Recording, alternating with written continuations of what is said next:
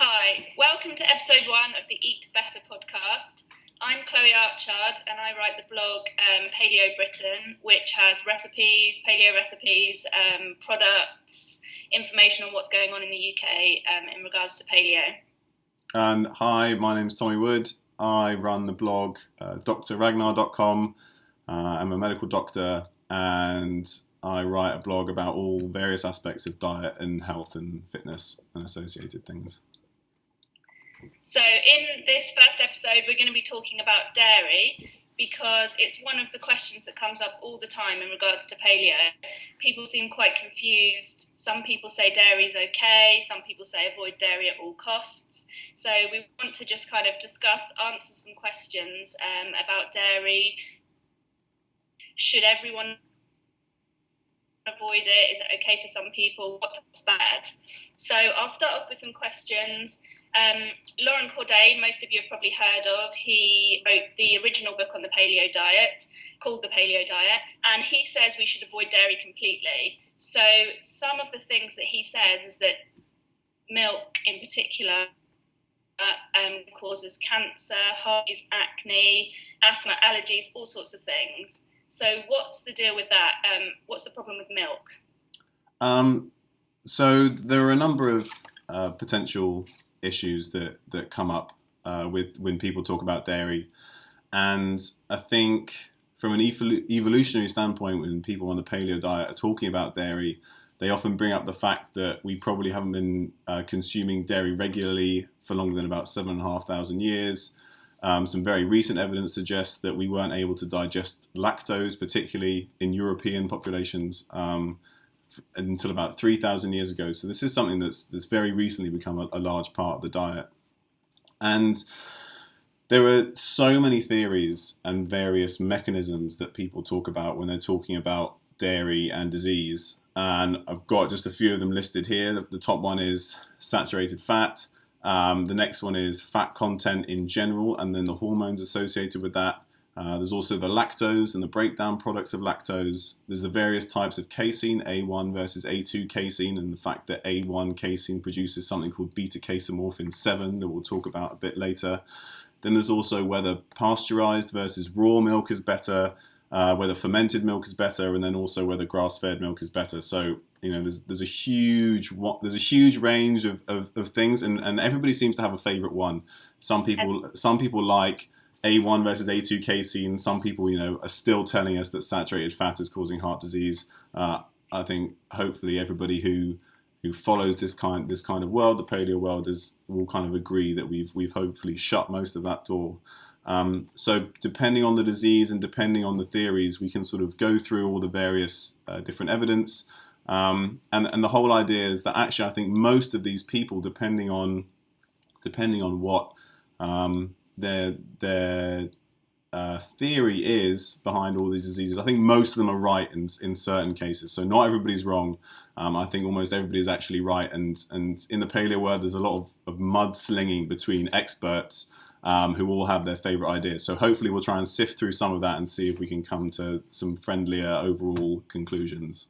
Okay, so if we start with milk, just because milk seems to be something that people do agree on, I don't see very many paleo people saying milk's okay, Yeah.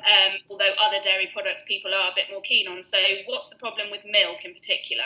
So milk in particular, I guess there are a number of potential problems with that.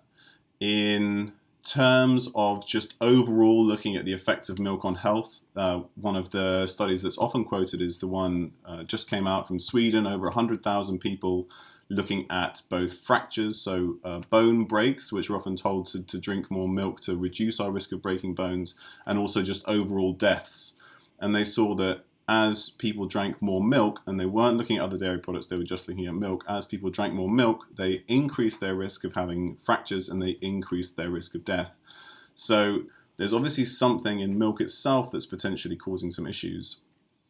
Overall, if you look at all the studies, though, there isn't a direct correlation between milk and death or fractures. So this doesn't apply to all populations. It doesn't necessarily mean that milk is definitely bad.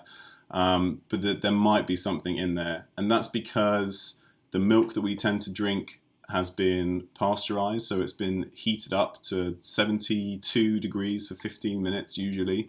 And what that does is it destroys a lot of the enzymes, and it can denature or change some of the proteins in the milk. So milk often comes with things like lactase to help us break down the sugars in milk. Lactose is the main sugar in milk.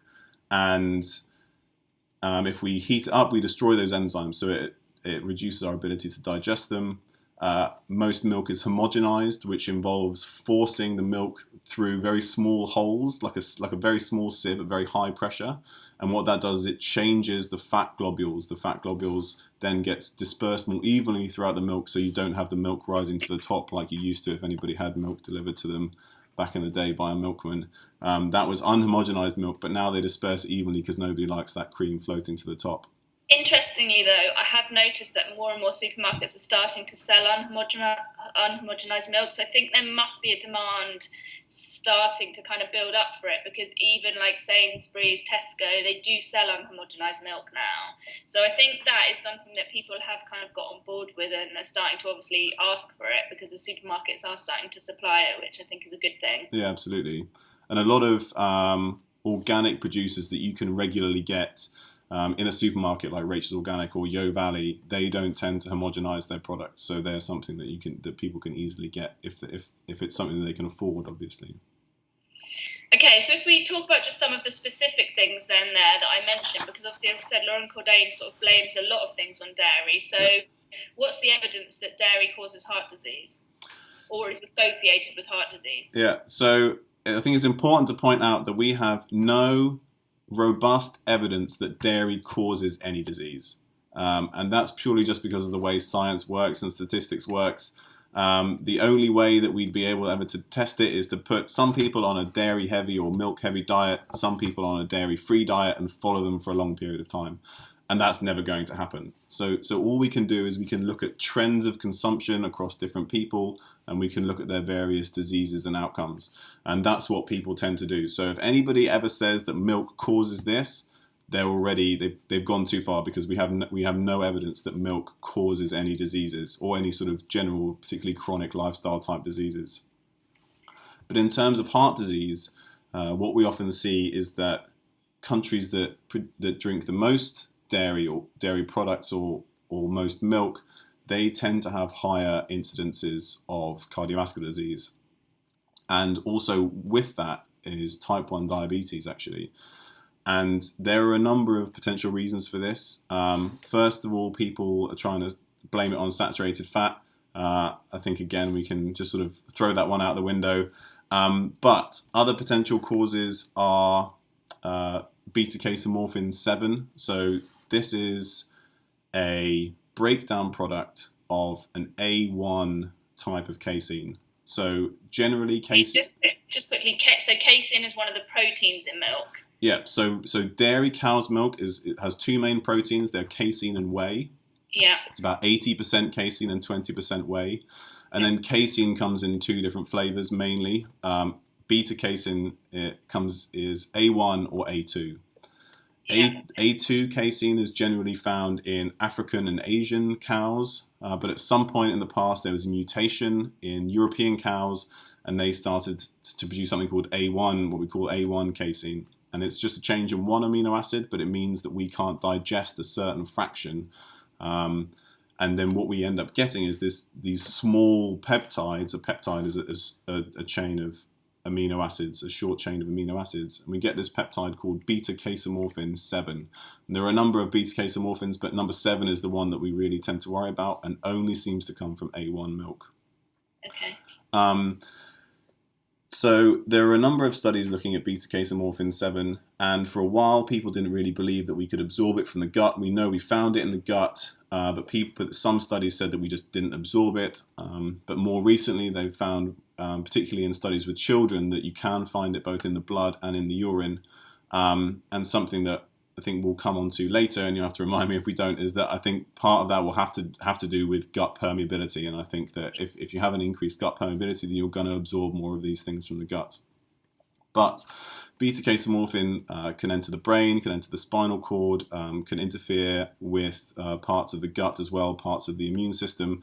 And one of the main things it does is it binds to opioid receptors. So opioid receptors are sort of pain, some of our pain management receptors, and drugs that bind these and block these reduce pain. So these are all the opioids like morphine, heroin, codeine, and beta-casomorphin can bind to these receptors in a similar way. And that potentially be quite powerful. It can, and they've shown in rat studies. Obviously, you can't inject beta-casomorphin into a human, but in rat studies, if you inject them with beta-casomorphin 7, you see a reduced respiratory rate, so they start to breathe more slowly, and you can actually, if you give them enough, they'll go into a coma and die, just like you would if you took a heroin or a morphine overdose. And that sounds very scary, but obviously the doses that we're getting from milk are much, much smaller. So I don't think that that's really that much of a risk to us, but it shows that it's a very potent protein. So beta-casomorphin 7 can also bind to certain immune cells, so white blood cells, and one of those is called a mast cell. And a mast cell is involved in allergic reactions, or sort of like an immediate immune response. So if you get hay fever or asthma or any kind of allergy, the first response is caused by degranulation of mast cells, and that just means that degranulation just means they release all the stuff that they have inside them, and one of those big things is histamine, and that's why we take antihistamines to control allergies. So beta-casomorphins can cause direct degranulation of mast cells, so they can cause this kind of inflammatory response. So part of the reason people think that milk might be bad for cardiovascular disease is that we know that there's a chronic low-grade inflammation that goes on that affects the arteries, and that's part of the reason why they start to get calcified and we end up getting heart attacks. So in terms of cardiovascular disease, there's certainly a potential that A1 casein could be causing that. The reason why I say A1 casein, both because that produces beta-casomorphin 7, but also because we have quite a few countries that have like a heart disease paradox. One like France, where all they eat is cheese and butter, and they have less heart disease than everybody else. There's also a similar Icelandic paradox where they have a very high dairy consumption, but they don't have as much type 1 diabetes as you'd expect. And that's particularly because Icelandic and French cows produce a lot more A2 casein than A1 casein. So that's a potential reason there. It's interesting as well because the Western price, all the Western price stuff, they're big into dairy, obviously. And having read Western Price's book, there were traditional societies that did eat a really dairy-heavy diet. I know you said like the studies necessarily wouldn't be done because we wouldn't be getting people, but actually he did find people that were eating mainly just dairy, and they were really healthy. Yeah. So I know that his work is not sort of, there weren't studies done on these people to really see what was the rate of heart disease or cancer, etc. But he did find these people that were eating a lot of dairy that were healthy, but maybe they were eating the A2 type. So the one that people talk about a lot, so one of the big proponents of an A2 versus A1 type dairy is a guy called Keith Woodford. He's a professor of farming in New Zealand, and he has a blog where he talks about this a lot. He also has a book. And one of the tribes or traditional diets he talks about is the Maasai, which are obviously a nomadic tribe in Africa, and a lot of their food comes from cattle and from dairy. And the Maasai cattle tend to produce more A2.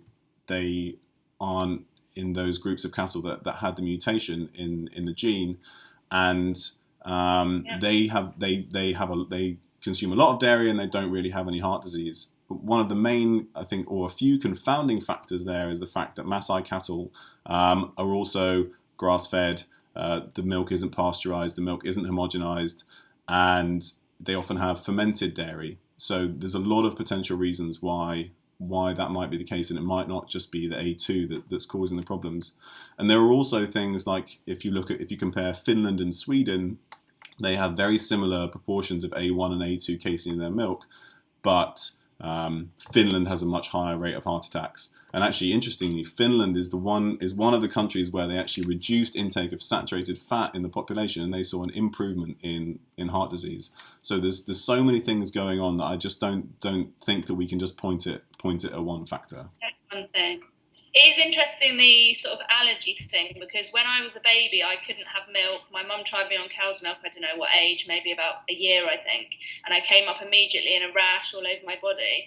So the doctor said, keep me off milk, which she did for a couple more years. And gradually I sort of grew out of the allergy. But I still, when I do drink milk, get really sort of allergic rhinitis. I get a really runny nose. I'm going around with tissues the whole time. And when I cut dairy out, sort of switching to a paleo diet, that completely cleared up, whereas before I'd always sort of suffered from that.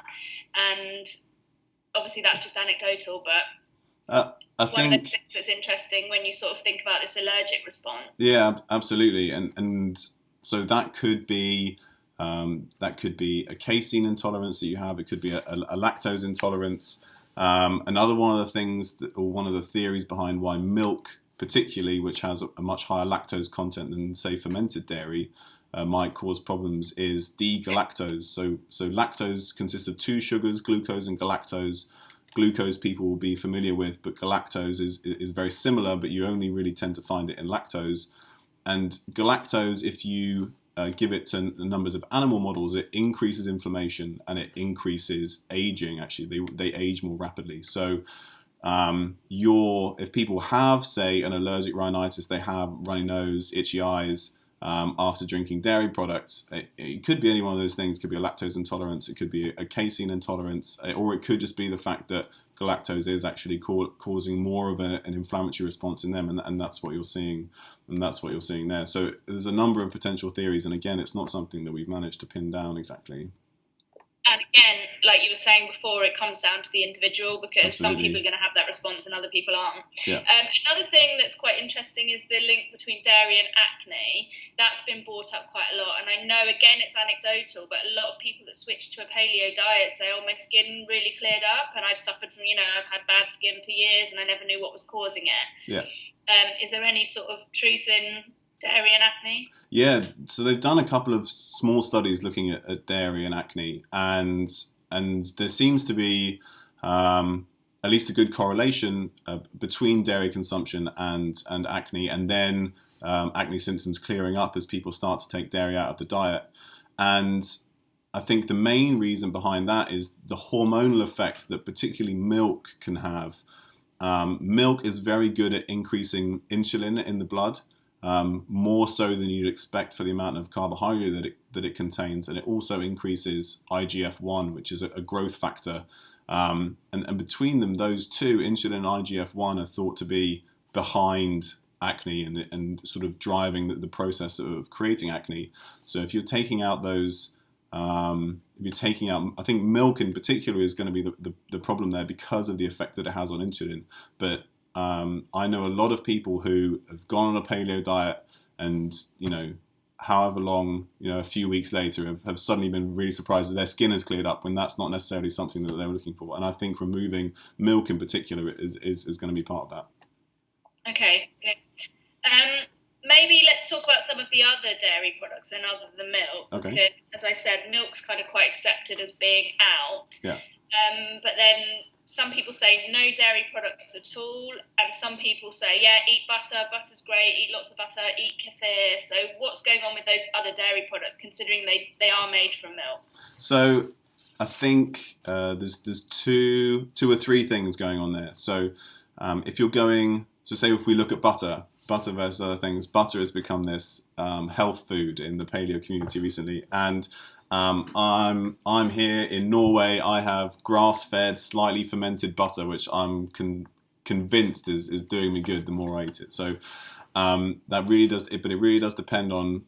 Probably depends on where you're getting your butter from. However, if you're lactose intolerant, so up to 80% of people of an African or Asian descent are lactose intolerant, and probably 1 to 20% of people of a Caucasian descent or European descent will have some amount of lactose intolerance. So obviously there isn't much lactose in butter because you've taken out you've taken that stuff out. There's a small amount of protein, a small amount of lactose, but you can get rid of those if you make something like ghee. So what is ghee? Because I always get questions. People always ask me what's ghee. So ghee is essentially just if you've ever melted butter and you'll usually get some white stuff floating on the top and then some white stuff that sinks to the bottom.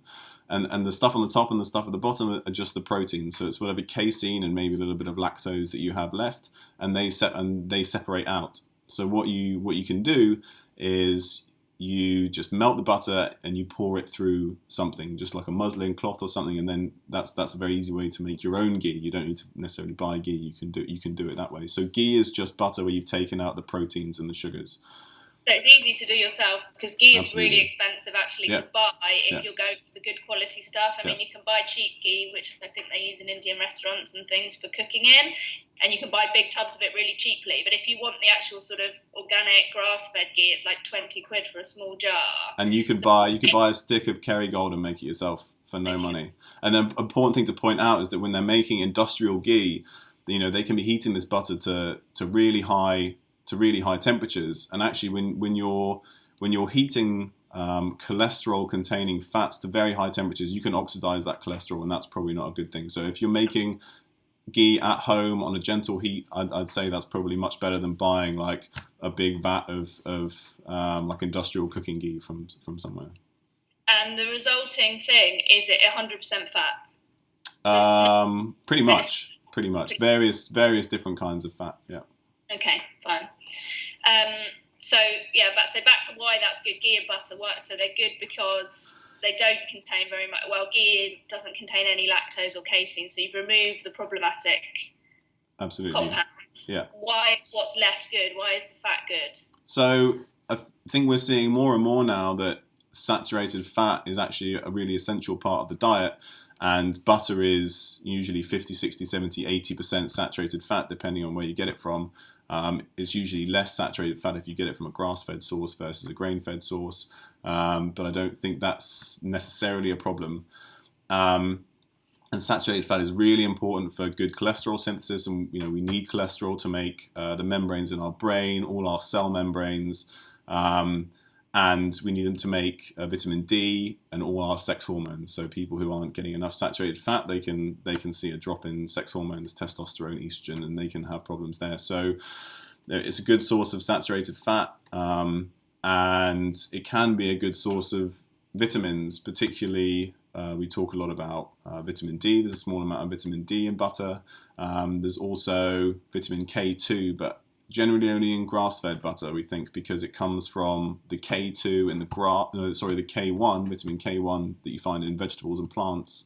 And so the cows need to eat grass, and then they convert the K1 to K2. And an interesting thing, one of the Western Price things is that, again, as I said, they're massive on dairy, but Weston Price found that butter, he analysed like 20,000 samples of butter, I think it was, from all over the world, and he found that particularly the summer butter, where the cows were eating only grass, was much higher in K2. Absolutely. And so I often tell people, buy butter in the summer and freeze it if you've got a big enough freezer, because then you can eat that butter in the winter and it will have higher levels of K2 than possibly if the cows are grain-fed in the winter. Yeah. But there are some, there are many companies, I think particularly Kerrygold, I have no link to them in any way, but I know that they tend to feed their cattle dried grass during the winter, or at least mostly dried grass. And although they won't have as much K1 and won't produce as much K2, I think it will be much higher than a sort of grain-fed. Yeah, absolutely. So. Okay, and so then on to fermented dairy. You mentioned the butter you eat is slightly fermented. What about things like yogurt and kefir that are from fermented milk? So if you look at, there are a number of studies recently, and to go slightly back to the high fat thing, which I didn't mention, is that if you look, there were a number of studies coming out recently that high fat dairy products, particularly not low fat, but high fat dairy products, are protective against a number of diseases, and that's cardiovascular disease, type 2 diabetes. So I think the dairy fat there is actually really important and may be protective for a number of those reasons. And it might be that we're just getting enough K2 in that dairy fat, even if it's a small amount, to then protect us from diseases like heart disease. Nobody should be eating low-fat dairy, should they? No, you eat dairy, it should never be low-fat. Never eat low-fat. Like, just throw it away. It's a complete waste of time. All the good stuff is in the fat. Absolutely. Yeah, I like to say that everybody's right about dairy except for the people who are telling you to drink skim milk, because there's no evidence to support that as being a good idea. So when you get onto fermented dairy, what you find is that the bacteria or the fungi the yeast that ferment the dairy, they eat up a lot of the lactose and might leave no lactose left. But then they can also metabolize some of the proteins and change the shape of the proteins, the shape of the casein, so they might become less problematic again. Yeah, I read about kefir that the bacteria in the yeast pre-digest some of the protein. Yep. So then the protein you're getting is already broken up. Yep. And some studies show that kind of infants and people with kind of compromised digestive systems can still tolerate kefir. Yeah. And so you get from kefir, not only do you get a probiotic effect from having some of the good bacteria in there, you also get the fact that the lactose has been broken down, the casein may have been changed. So there's a number of potential benefits there. And if you look at cheeses, yogurts, kefir, fermented dairy products, in almost all the studies where they've looked at consumption, they see a reduced risk of a lot of cancers, cardiovascular disease, again, type 2 diabetes, these metabolic problems that we're seeing. So that could be a probiotic effect, as well as the fact that they've removed some of the problematic parts. And then when you ferment it, you usually increase the amount of vitamin D, because obviously you've concentrated down the amount of milk that you've used, and more K2, because the bacteria produce K2 during fermentation. So all those reasons mean that fermented dairy is probably protective, particularly high-fat fermented dairy like cheese and kefir can be protective against a number of diseases. And yogurt, would you say that's good as well, or is that a bit higher in lactose? Yeah, so yogurt is a bit of a grey area. It normally has a far fewer strains of bacteria in there, and some people find a benefit from yogurt and they don't react to it like they would to milk, and some people don't. So I think that's really a personal thing, actually. But if you find that you can include yogurt and you don't get any symptoms or any problems, then if high fat, good quality yogurt, I don't see any issue with people consuming that. Okay.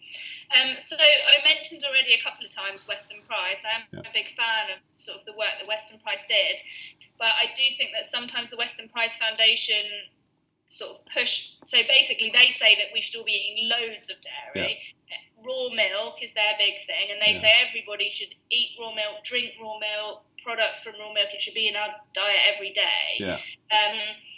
Is there any evidence that actually raw milk is this kind of superfood, or really is pasteurized milk? So so a lot of the evidence behind that is anecdotal, like you say. So a lot of the traditional cultures that Weston A. Price, for instance, found, they were drinking unpasteurized milk and obviously weren't getting any problems from their dairy intake. And then a lot, if people are buying raw milk, those cows often tend to be organic. They tend to be, better looked after, so there's better animal welfare there. That's another reason why people support raw milk. But in terms of actually directly comparing raw milk and pasteurized milk, I don't think there's that much evidence out there. I think people might be able to digest raw milk better because there are some natural enzymes in there. And obviously when we're heating stuff up and processing it, we're never really sure what's happening to the proteins and the fats and things. So again, it's a very theoretical issue, and I don't really think it's been resolved. A lot of people prefer raw dairy just because it makes more sense to them from both like an evolutionary and an animal welfare type picture, and I think that makes perfect sense. But I don't think the evidence is that massive in favour of raw dairy. And actually, you have to remember that eating raw dairy is associated with some with some problems. So, raw cheeses, unpasteurized cheeses. Again, these are really popular in France. Maybe that is actually part of the reason why the French don't see any problems with eating high fat, so much high fat dairy, because it's often not pasteurized. But you can get infections, like listeria and things like that. So drinking large amounts of raw dairy could potentially put you at risk of some diseases. Again, the evidence isn't massive either way. I live near a farm. Just down the road from me is an amazing organic biodynamic farm. They produce raw dairy. They have raw milk on the farm, and you can go down, you can watch the cows being milked, and the milk's brought straight into the shop and you can buy it. Yeah. And I like it because it is so unprocessed. It is a natural food that's unprocessed. Yeah. But very recently they had their raw milk license taken away because there was a TB scare. Uh-huh. And suddenly I thought, why the hell am I buying raw dairy if I'm putting myself or my family at risk of TB? So that actually has been resolved now, and they put a couple of cows down, they did post-mortems, they found there was no TB in those cows, yeah. And they've now got their raw milk licence back. But it does sort of highlight that there are other issues around, and that is why we pasteurize. No, that is, so it's an interesting thing there, because we pasteurize dairy to make it so that more people can consume it, and maybe that's why pasteurization is such a bad thing, because it's allowed us to consume so much dairy. And that's actually that's not my idea. I got that I was discussing this with Owen Raybould, who was another presenter at Health Unplugged, and we talked a bit about dairy then. And one of his main issues with dairy or the pasteurization processes is the fact that it's allowed us to consume so much dairy, and maybe that is part of the problem too. But I'm not really sure there's a huge amount of evidence that the act of pasteurization changes milk from something that's incredibly beneficial to something that's really bad. I don't think that evidence exists. Okay.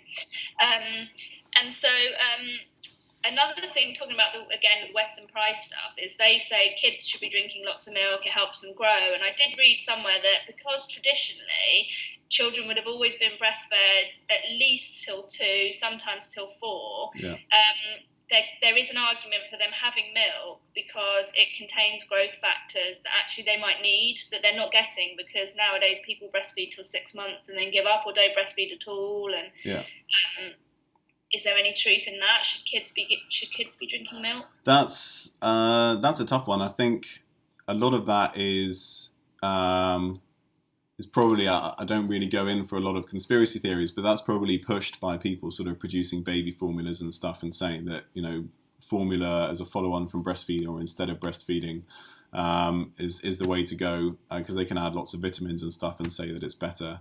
It's interesting that actually if you look at growth rate charts of babies that are formula fed versus ones that are breastfed, the breastfed babies actually grow more slowly to begin with, but then eventually they catch up and be completely normal. And is that even if they're only breastfed till 6 months? So that's up until 4 months, and then for the rest of the next year. So I think if you look at the growth charts that we're often, or people are often given, are often based on largely formula-fed babies. So people are often told that their baby isn't growing maybe as fast as it should, and then they should switch to formula and get more formula. But actually, the World Health Organization has a growth chart that's based on sort of whole world populations. A lot of them are mainly breastfed, and you can see they have a slower growth rate, but that doesn't cause any problems in the long term.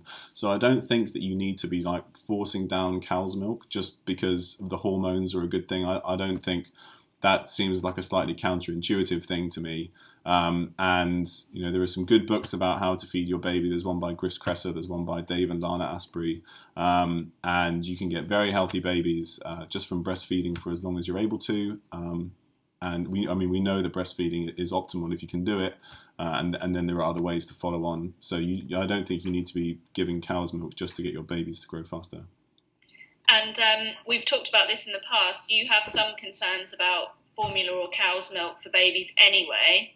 So this is another issue that somebody brought up as a question on your website, and I've read about a little bit before, and it's the risk of cow's milk, particularly A1 casein, the beta-casomorphin 7 that it produces, and then sudden infant death syndrome. So this is something, again, that Keith Woodford brings up on his website. And there are some studies that show in babies that had sudden infant death syndrome, they had more beta-casomorphin 7 in their cerebrospinal fluid. And then a much more recent study looked at babies who had some kind of life-threatening event. So they stopped breathing for some reason and then were resuscitated afterwards. So these are not kids, not babies that died, but were probably at a risk of dying, because about 10% of those babies who do have a life-threatening event like that, they die of sudden infant death syndrome. So this is a relatively small study, but they looked at the amount of beta-casomorphin 7 in the blood of these babies, and they saw that the beta-casomorphin was slightly higher in babies that had these life-threatening events compared to normal controls. But actually, the really big deciding factor there was a level of an enzyme in the blood called dipeptidyl peptidase 4. And this is actually a protein, an enzyme that we naturally have that can break down beta-casomorphin 7 once it's in the body. And actually, all the babies that had this enzyme, all of the babies that had an acute life-threatening event, they had lower activities of this enzyme regardless of what they were being fed. So you can get the babies, normal healthy babies, will have some beta-casomorphin 7 levels in their blood. Where does it come from? So this is a good question. And everybody says that all the casein in mothers, like human breast milk, is the A2 type. And I spent a good amount, I spent a couple of hours earlier on today trying to look for the scientific reference that says this, like somebody who studied this. And if anybody can find it, I would love to get it, because everywhere says this. Every blog that talks about A1 versus A2 casein, every blog that talks about mother's milk being best, they mention that all the casein is A2, and I just can't find the study that looked at this. So I'm not saying that it's not true. I'm just saying I can't find the evidence. So it could be that some of the mother's milk casein is naturally turned to beta-casomorphin 7, and we just don't digest all of it, regardless of the casein type. Some people say that it's actually the casein from the dairy the mother is eating is being turned into beta-casomorphin 7 and then is coming out in the breast milk. So it could be that too. And I just don't know. I don't think anybody knows. But what's interesting is that rather than the beta-casomorphin 7 level in the blood being the main risk factor for these babies having problems with their breathing, if you remember, I said that anything that attaches to these opioid receptors like morphine or heroin or beta-casomorphin 7 can reduce your breathing rate and lead you to stop breathing if you have enough. So that's if you get a high enough dose. So that's why they think beta-casomorphin 7 might be bad for babies. But it wasn't the level of the beta-casomorphin 7, it was having low activity of this enzyme, dipeptidyl peptidase 4. So it might actually be that having a low level of this enzyme, regardless of how you're, what kind of milk you're being fed, it might be the mutation that's putting you at risk, and not actually the beta-casomorphin 7 itself. And we don't know where that's coming from. So, if mums... Also interesting that if the beta-casomorphin is not coming from the mother's milk, then why do we have this enzyme to digest beta-casomorphin? And is that an adaptation to eating dairy? I don't. If it's the mother's milk, then why have we got that enzyme? So we have a lot of enzymes throughout the body that are basically just there to break down stuff that's where it shouldn't be. So we have something. So like, for instance, the one I can think of off the top of my head is we have one of the neurotransmitters between nerves. One of the main ones is called acetylcholine. And that's broken down every time we fire a nerve signal by something called acetylcholinesterase. But we have something elsewhere in the body called butyrylcholinesterase, which is basically just there to mop up acetylcholine that gets away from where it should normally be. So I think dipeptidyl peptidase 4 is there to break up, peptides floating around in the blood or where they shouldn't be peripherally. So I don't think it's just for these cases. It's not an adaptation to dairy. Not, at least I've seen no evidence of that. And so one of the important things is that there might be a very, very small risk of cow's milk causing sudden infant death syndrome. But I just wanted to go through some of the other risk factors of that. And most of this work has actually been done by a guy called Professor Peter Fleming at the University of Bristol. And he actually just got an award from the Queen's Anniversary Prize for his work. And he's basically saved thousands, hundreds of thousands of babies' lives over the years. From his work, they managed to reduce sudden infant death syndrome by over 80% in the UK through various things. And those risks are sleeping on your front, sleeping in a bed with your parents, being in a smoky environment, so people smoking in the house, passive smoking, and then also getting too hot. I think people always worry that babies are getting too cold, and they really wrap them up. And so I'm doing a PhD at the moment, and a lot of my research is into cooling of babies, particularly sick babies.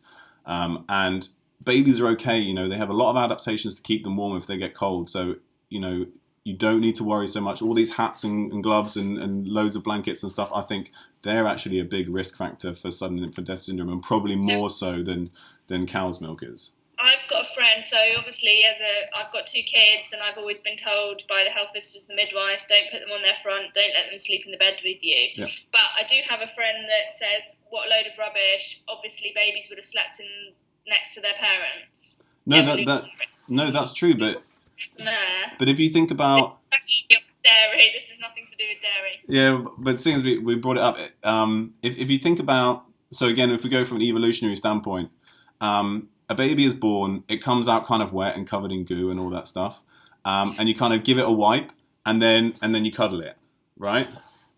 And you do this wherever, if it's in your hut hundreds of thousands of years ago, your cave millions of years ago, whatever, that's how it would be. They did not climb into a bed surrounded by a huge duvet and pillows and all this stuff. And I think all of that is a big risk factor. And babies naturally are cold for the first 3 or 4 days of life.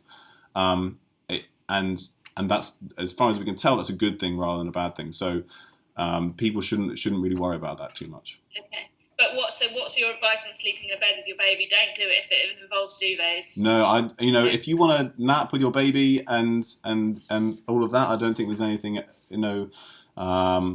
any real problem there. But you really have to check that the baby is not sort of sat up in a funny way so they're slumped. And in a bed with loads of duvets and pillows is probably a bad idea. And that's another thing, your baby sort of falling asleep in a funny position is another potential risk factor. So I'd go, if on the NHS website they have a list of all of these, and I'd say that these are probably still the main causes of sudden infant death syndrome rather than cow's milk, because I did a quick calculation. The last data I could find was from 2010, which showed that we had over 700,000 live births, and by 6 months, 88% of them had been fed a cow's milk-based formula. And so that's, well over 600,000 babies a year being fed cow's milk formula, and there were fewer than 300 cases of sudden infant death syndrome that year. So even if cow's milk is the singular cause, which we know it's not, of sudden infant death syndrome, then the risk is still very low. Okay. So just a couple more questions before we finish off then. So how would someone know if dairy is causing a problem for them? We've said that milk's maybe not a great idea for people, but other sort of fermented dairy products could be a really beneficial thing. But how would you know if that's for you or not? So, all the typical symptoms you get of some kind of intolerance are worth looking out for. So lactose intolerance, you get bloating, diarrhea, gas, discomfort. Those are the typical ones. You can get similar things with casein intolerance, but you might get more of like a real allergic type reaction. So skin rashes, eczema, sneezing, runny nose, runny eyes. People would probably know if they're actually intolerant or like have an allergic response, wouldn't they? Because the thing is, a lot of people switch to paleo having had dairy their whole life with no problem, and feel better when they take it away. Absolutely. Is that just enough to tell you that it's not great for you? So, you feel better, or do you reintroduce it? I would always, if you have any of those kind of really people have a lot of vague symptoms. They're tired, or they have some rashes, or they have some pain. Those are the things that often clear up on a paleo diet, and we just don't have good reasons for that yet. We have lots of theories, and lots of the theories are very good, but we don't have true, concrete, 100% reasons for that. So if you do have a lot of allergies, if you have a lot of skin problems, or you just feel tired, you don't feel great, then that's a very good reason to say take all these things out of the diet. But I'm a big fan of adding stuff back in and then just seeing how it affects you. So if you take all your grains and dairy out of the diet, and then one day you decide to add back milk for a few days and see how you feel, then taking the time to really test yourself and see how you respond to these foods is really the only way that everybody can sort of really check how they respond to foods like this. So if they don't have any overt allergy symptoms, but they're still not sure they feel 100%, then that's the way to do it. And what sort of length of time should people take these things out before they try reintroducing them again? So for like a typical allergy type syndrome, you can usually see the difference within a few days. But say you've got some problem with, we talk a lot now in the paleo community about a leaky gut and all these kind of systemic problems, then it can really take weeks for that to get better. So 4, 6, 8 weeks, 3 months, it might take at least that long. And if you've got some kind of chronic autoimmune disease or something, it could take years. And that's and maybe that's a slightly disheartening fact, but it's worth investing. Pardon?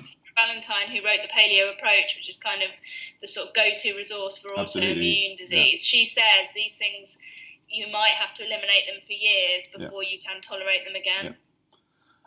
And alongside, that's absolutely true, and I agree with that completely. But alongside that is the fact that if you eliminate foods for a very, very long time, then you're more likely to be intolerant than when you bring them back in. So there's definitely a balance to be had there. Yeah. Okay. So your recommendations for dairy then, for sort of the average person, most people coming, so I know a lot of people do come to paleo with digestive issues and autoimmune, so maybe what would you recommend to somebody that has been told they've got an autoimmune or a digestive issue, and what would you recommend to someone that is just, there's nothing wrong with them, but they just, like you say, generally maybe just feel a bit rubbish, a bit tired, they want to try paleo? What would be your recommendations in those cases? So I have, we initially talked about some potential conditions where I think you should definitely remove all dairy. And a big one is autoimmune disease, celiac disease. There's a lot of sort of cross-reactivity sometimes between antibodies against casein and against gluten and against the gut. And some people who with something like celiac disease, they'll get flares again if they have casein in the diet. So it might not just be enough to just take gluten out. So anybody with any kind of autoimmunity, cross-reacting antibodies against gluten and casein can potentially affect the thyroid. So I think thyroid disease, particularly autoimmune thyroid disease, all of those diseases, I just essentially start by taking them out. Then there's some good evidence to suggest that antibodies the body produces against casein can also bind to certain parts of the brain and cause problems there. So anybody with any kind of neurological disease, particularly multiple sclerosis, most of that work's been done in multiple sclerosis. If you have multiple sclerosis, I'd tell you to take dairy products out of the diet, and I keep them out. I don't think it's ever worth reintroducing them. In any form? No, I think you can get your nutrients from other places, and it's not worth the risk. I've seen great benefits from taking gluten and dairy out of the diet, so I just keep it there.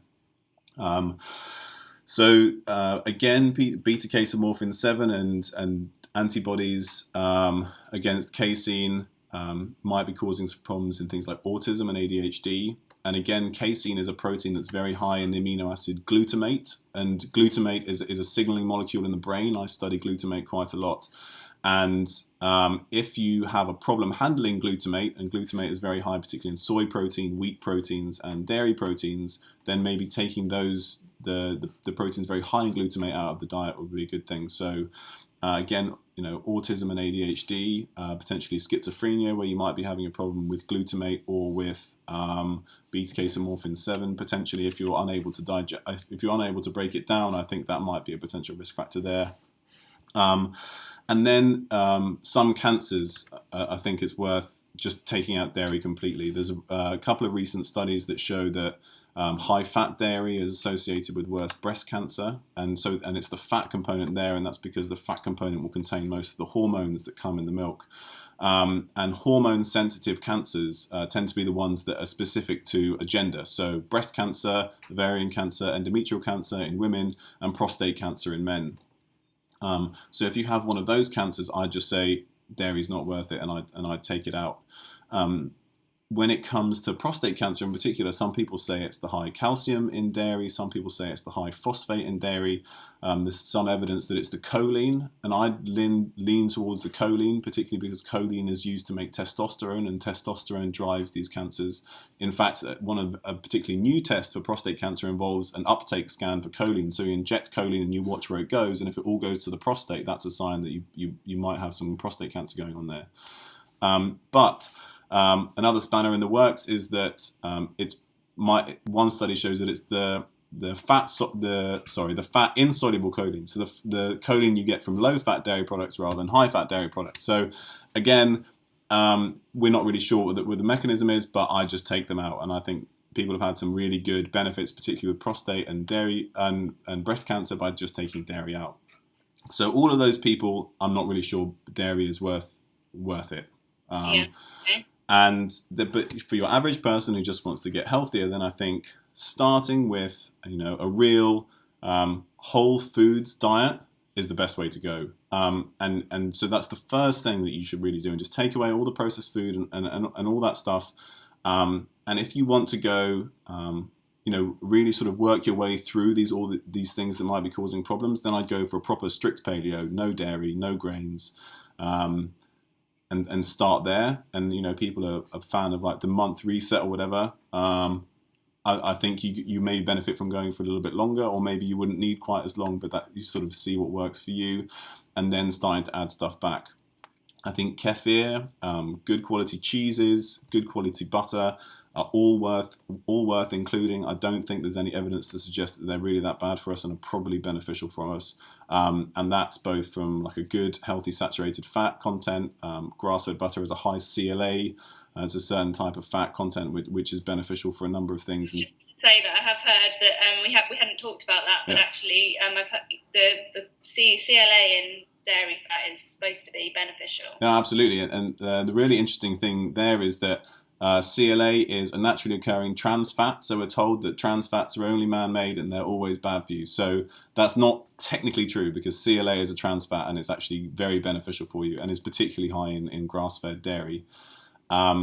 So that's what I'd go for those things in particular. I tend to eat. I have a nice grass-fed fermented butter, and I have a lot of kefir, and sometimes I'll have some organic whole fat milk, and I think occasional consumption of those things, if you don't have any issues with them, really won't be that much of a problem. It's sort of what you're looking at is big trends in your diet. So occasional consumption, people really shouldn't worry about that. I don't think, unless they have any of those diseases or have any problems with it. But you wouldn't go along the lines of the Western price with the kids drinking loads and loads of raw milk several times a day. You don't think that's a good idea? It's not necessarily. I have 2 kids, and I do let them have dairy. Because the thing is, kids do like milk. Yeah, much more than adults do. Kids actually want to drink a glass of milk, whereas you don't really kind of tend to do that as an adult. So it's quite hard, because you have these conflicting sources where one kind of the paleo is going, don't ever have milk, and the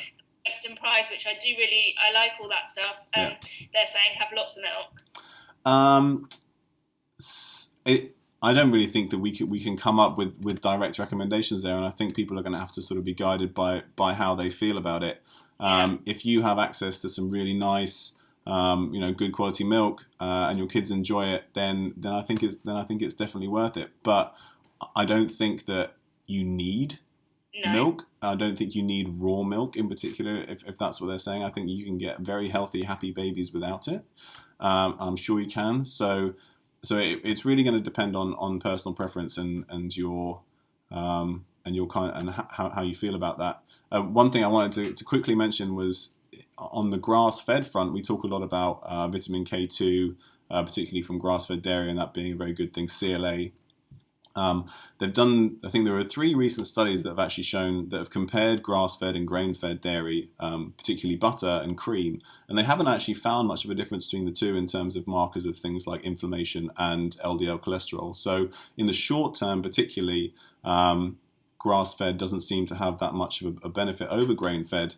But in one particular study I was reading earlier, it's a Danish study, they baked this butter into buns, so you're getting it with a nice big load of wheat and gluten and all that stuff. So so maybe that's a confounding factor there. So again, the grass-fed versus grain-fed is a little bit. We don't have a huge amount of evidence for that. It's largely theoretical. So I think if you can get good quality, that's the best thing to go for. And the main thing is just not having so much of it, because I think eating too much of any one thing is always gonna bring problems. So that's kind of where I'd sit. And if after listening to this, someone decides, right, I'm going to cut dairy out for various different reasons, whether it's that they have got some kind of digestive or autoimmune issues, what's going to happen to their bones? Are they going to crumble away? Oh yeah. That's a great question. It comes up a lot. So the modern day calcium recommendations, we're told we need to drink a lot of milk to keep strong bones, and we touched upon it briefly at the beginning. So the modern day calcium recommendations have actually come down recently.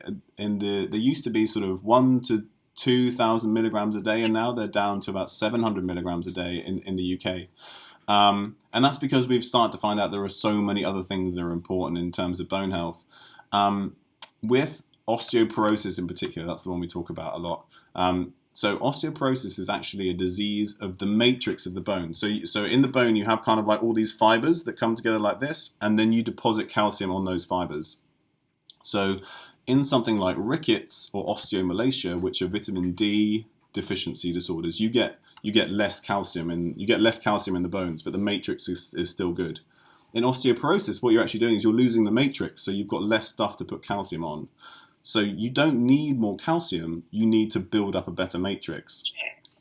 So it's important to get enough calcium, so leafy green vegetables, you can get tinned fish with bones, that's great. If you can tolerate dairy and you can have some kefir or yogurt or cheese, then that's also good. Some nuts have a good amount of calcium, so you can definitely get it without having dairy. You can get plenty, you can get your 700 milligrams a day. You need to think bioavailability as well, though, don't you? Because some sources like spinach is a really good source of calcium, but we don't absorb it.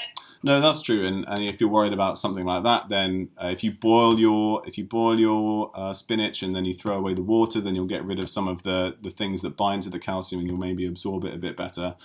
So raw spinach or raw kale, which have some calcium, but you probably can't absorb much of it. They probably need to be cooked, and you need to probably throw the cooking water away, and you'll get rid of some of those phytates and oxalates that bind to the calcium. So you're absolutely right that we won't absorb all of it, but if you're eating, some nuts, lots of green veggies like we always talk about, maybe some dairy if you can tolerate it, then I think you'll be getting plenty of calcium. And there are some other... What's that? And it contains vitamin K2 as well to kind of help with the... No, absolutely. And part of the reason that we get problems with calcium is because we're not getting enough K2. There's a lot of evidence mounting now that K2, along with vitamin D and vitamin A, are there to kind of signal where your body puts calcium. And so if you look at all the studies that they've done where they've had older women drink more dairy or take calcium tablets, this calcium doesn't go into their bones, it goes into their arteries and causes heart attacks. And that's not because the calcium is actually bad, it's because they're not getting enough K2 and their body doesn't know what to do with this calcium. So if you're getting your calcium from dairy, from a fermented dairy source with grass-fed, and you're getting plenty of K2, you don't need very much. You can also get it from pastured eggs, or even normal eggs. You have 3 or 4 normal eggs in a day and you've probably got enough K2. So you don't need huge amounts, but people are drinking, if they're drinking lots of milk and they're not getting any K2 in their diet, I think that's causing a lot of the problems.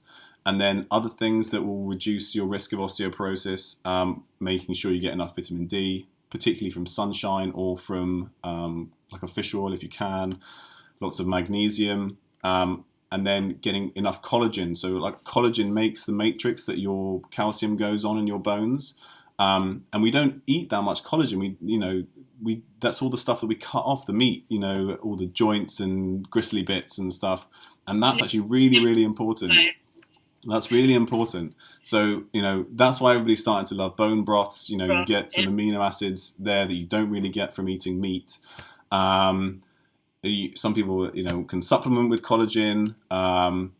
or there are some other ways you can get the amino acids there, and actually, dare I say it, beans are a good source of that, but maybe that's a talk for another day.